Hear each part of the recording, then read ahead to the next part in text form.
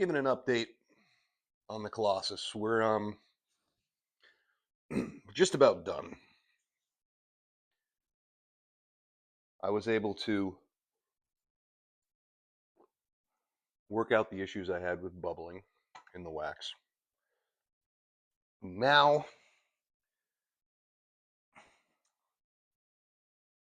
I say I couldn't be happier, but I think I'm still going to change one little thing. I'm getting these awesome big snakes, and then they fall, and then I'm getting a happier combination of smaller globes when it smaller wax globules essentially when it does. It's a gross word. I'm sorry I used it. Um, I'm really happy with the setup of this lamp right now, minus the fact that um, it's taking a longer than expected warm up time, and I'm kind of at a crossroads with it because I hadn't talked too much about it previously, but there are problems with this lamp that I hadn't really addressed. Not with this lamp per se, but Colossus as an entirety, as an entity, I suppose. There have been examples of this lamp that have realistically exploded. Exploded's a strong word, but I've seen pictures of two that let go, and I've heard of a third one. And 3 out of 3,000 of a product, if you're having catastrophic failures with them, that's a serious problem. I mean, if you made 3,000 cars and three of them completely failed on the highway and killed their owners, you would have serious issues. So people that buy them usually do their research and know that that has happened previously. I would imagine that that happened with lamps prior due to imperfections in the glass. I can't think of any other reason why that would occur, um, especially because one of the ones I know ran for a long time before that happened. But if you were to have, say, a bubble somewhere in the glass when it was produced, that could stress over time, theoretically crack and cause that issue. I mean, I'm not worried about that happening right now because this is still not sealed. That's going to be the next step. Unless I decide to, I hate to tinker with it because it's at full blast right now and it's awesome. Um, and to mess with a lamp that it was before it was this long rope and now the rope falls and you get more of the happy, more activity in it. I'm really happy with the way that this lamp is set up. Sometimes you get 3, 4 ropes. It does like intermittently does everything you want out of a lamp while it's flowing. But the warm up time on this thing right now is like 11 hours, which is that's a long time. That is a long time. And the only thing I could do to decrease that warm up time is I can bring the bulb up again. But I know I'm pretty close to the glass. And it worries me because I did up the bulb from the original 200 to a 250, not by choice, just because, like I said, the 250s at the 200 watts are no longer, you can't get them. So I did have to increase the strength of the bulb, and I thought I would have to significantly lower it. I have the bulb very close to the glass, which is what you want in a lamp, but I know that I'm running higher wattage, and the temperatures aren't worrying me. I've ran the temperatures on them. It's running at a temp that's expected with a typical lamp. And I mean, I can still touch the base and the glass and keep my hand on it for as long as I want. It's not hot enough that it's causing me problems. And I took temperature readings earlier, and there's nothing that's out of the ordinary for a lamp. And like I had mentioned earlier, if you decrease the distance from the bulb to the bottom of the globe, even incrementally, it does make a large difference with the initial temperature of the wax at the bottom of the globe when it starts to float.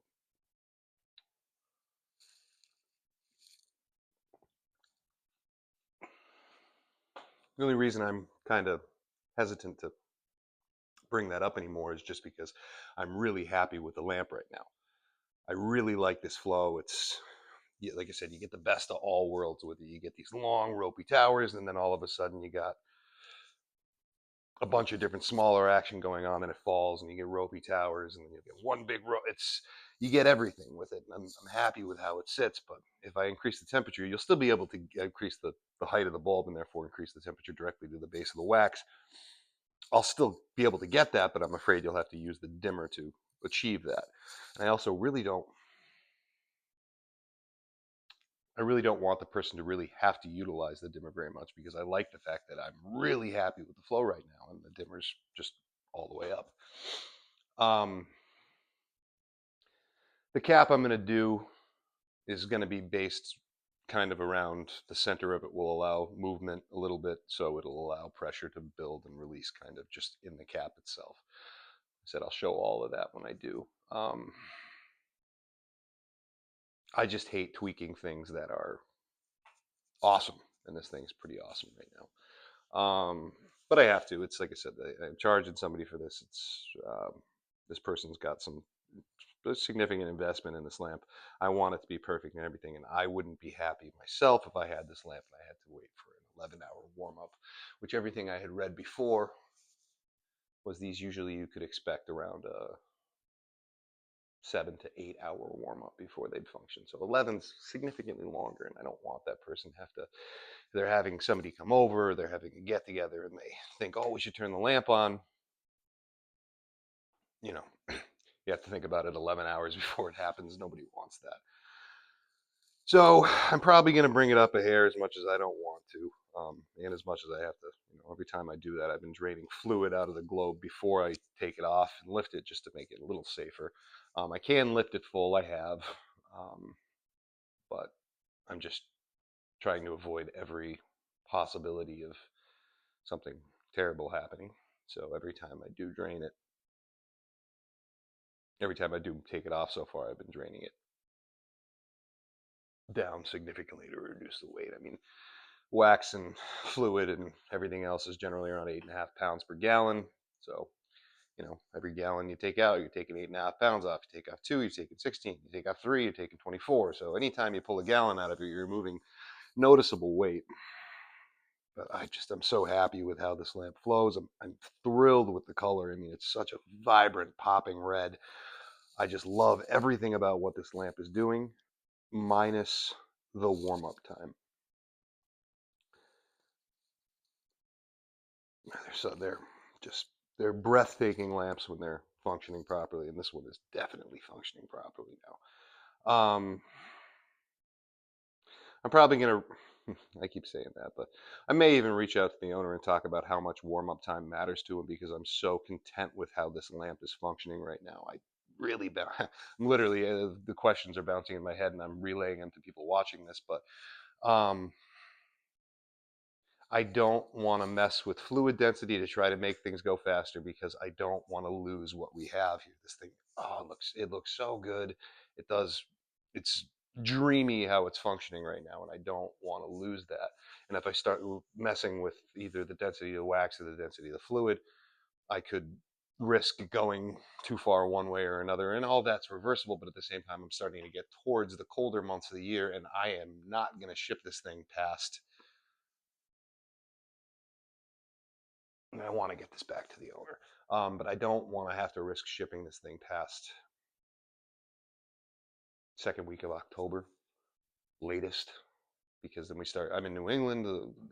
I can't risk with freezing in this thing, so probably, yeah, second week of October is going to be. And it's going to go freight, so it's going to be cared for a little bit more than a typical package would through like UPS or FedEx or USPS. But still, I don't want this thing to be exposed to any freezing temperatures. So it's got to get finished up.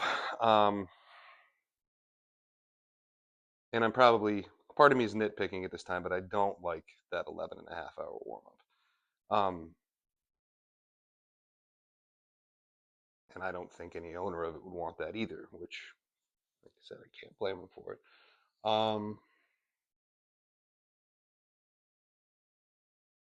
But that's all I'm really running into now. I mean, last time I had it, I had the issue with the whole thing warmed up. It warmed up a massive blockage, not blockage, massive just form of wax that floated to the top, and it was just loaded with air bubbles. And I did a couple of different things to reverse that, and now it looks so good.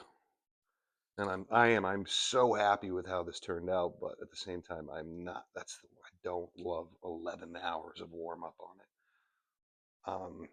If I did, I would seal it right now and send it back to him.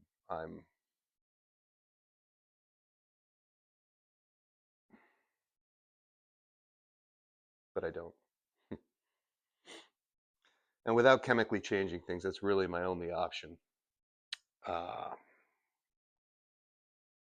my only other option to decrease the warm up time would be to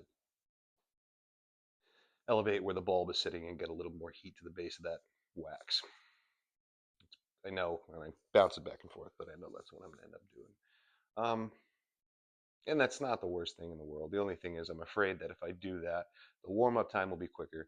But to get this awesome function that I've been looking at for the last hour, it's going to be turn it all the way up to bring it to temperature, and then once it gets flowing, you're going to have to dial it back a little bit. Which, I mean, that's the purpose of having dimmers on these things. But at the same time, even when I install dimmers on my custom grandes, I typically don't want people to have to use them. I like it that you turn the thing on, get it to full blast, and when it's at full blast, unless it runs for, and when it's at full blast, it's awesome. And typically with my grandes, what it is you'll get 10, 11 hours of really nice flow, and then you'll have to dim it back because any lamp's going to get too hot if you run it for an extended period of time like that. Not that you should be running your grandes for much longer than that anyways, but I'm not going to tell people what to do. Anyways, I'm going to go upstairs in a minute, and I'm going to do a video real quick about how to color fluid how to color master fluid, because I know I promised people that I would do that. And yes, the video of how to make wax is still coming. I am definitely going to do that. I want people to have that as an option. And on that, I I know how to make wax. I do make wax, and I don't do it all the time. I just use what's readily available. Like yesterday, I was saying too, the wax that Schilling and the current lava lamp company makes is actually pretty good. It's one of the only things that they do inside of the lamp that's good. Their fluid's terrible, their globe treatment's terrible, but their wax actually isn't bad at all. I use it a lot of the time. If I can change the color of a wax over to something that I want to use, I do. The only problem with that is, like I said yesterday, the only two readily available grandes that they make right now, well, they make three, but there's only two different colors of wax in them. It's either pink or yellow. And using a color wheel, you can only push those, because typically that's how, rule of thumb with coloring lava lamp wax is using a color wheel, you can typically only push that wax over to a color next to it on the color wheel. Sometimes you can get it to go almost another one over if you kind of change it to one color and then slowly edge it further along, but that's tricky. So, but the wax video will be coming. I'm actually, and that's the other thing is, I use everything. Sometimes I use wax in here. If I don't have all my products to make wax and I ran out of my own batches, I will occasionally use a product by one of the companies that makes pre-made lava wax. I don't like doing that because typically, like I've said before, they don't usually love all my weird experimentation I do. Sometimes I don't know if they use the same chemicals I do to increase density of wax, because there's a couple of options with that, which we'll go more into when we talk about making wax. But I mean, I do use pre-made products occasionally. I try not to because I like using all of my own stuff. Um, I've said a million times, I do like the surfactant provided by the company that I've mentioned a million times. I don't need to keep giving them shout outs. I just prefer that chemical over any of the other ones I've tried. That's the way it is. And I mean, I just bought a lot of it and I have a lot of it, and it's what's flowing in this lamp. And I like that chemical, but typically that's really the only thing I use all the time from lava lamp companies that, like, secondary companies that make products to modify lamps, is a surfactant. And like I said before, I tried other surfactants that will work. It's just that is unfortunately the one I like. And I'm not working for him. I don't do anything else. I just like that one chemical. And honestly, I'm just babbling right now, so you can look at this for a little bit longer. But I'm gonna go upstairs and I'm gonna do a quick video of how to change the color of master fluid, which is incredibly simple. So as always, don't drink your lamps.